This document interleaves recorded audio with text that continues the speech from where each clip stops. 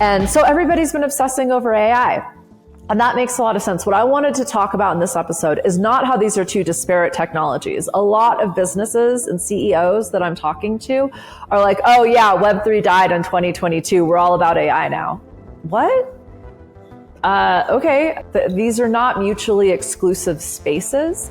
And in fact, using them together will 10x your success. So if you're worried about speed, if you're worried about keeping up with the Joneses, I totally get it. The FOMO is real.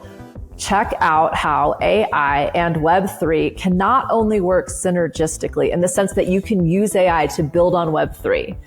You can use the values and the tenets of Web3 to help you understand which AI technologies are going to be best for me. So that's what we're going to get into today. You know, the thing I remind everybody when they tell me that Web3 was so 2022 is that that's what a lot of people were saying in 2005 about the internet.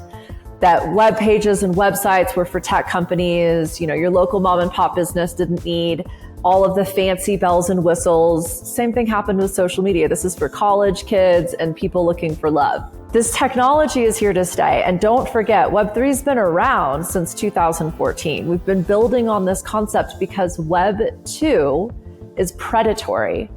Web 2 has very significant issues. And just today, Facebook and Google were held liable for news that was getting shared on social media platforms. News cannot be shared on those platforms or from Google as an example, because the various governments in those countries are saying that the platforms, Google and Facebook, should be paying for every news article that's being shared because they're reproducing somebody else's content and ideas. That's exactly what I'm talking about when I say we're going back to these old archaic ways of trying to exchange and then monetize with each other. And they don't work in the 21st century.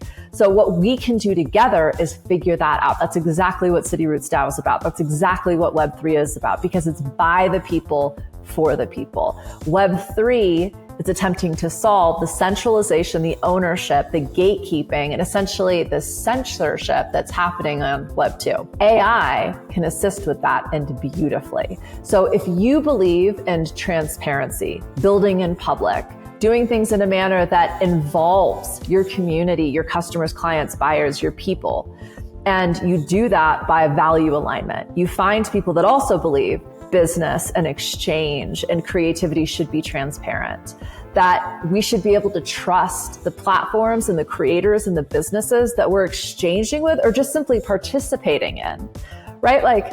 Web 2 stalks you. And sure, that adds a level of convenience and the ability to customize the information that you're seeing.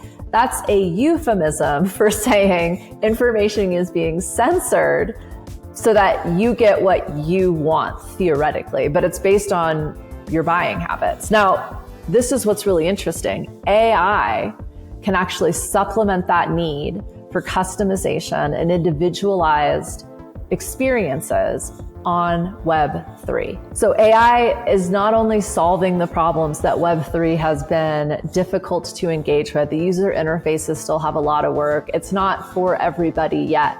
AI is helping with that. We're using AI in our DAO to build out smart contracts, to build out these executable, automated exchanges between users, businesses, concepts, monetization.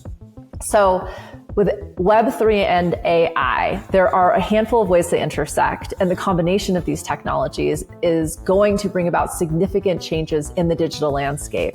So again, if decentralization, the idea that there are multiple owners, there's no one gatekeeper, no one proprietor of information that tells you what to think or how to think it.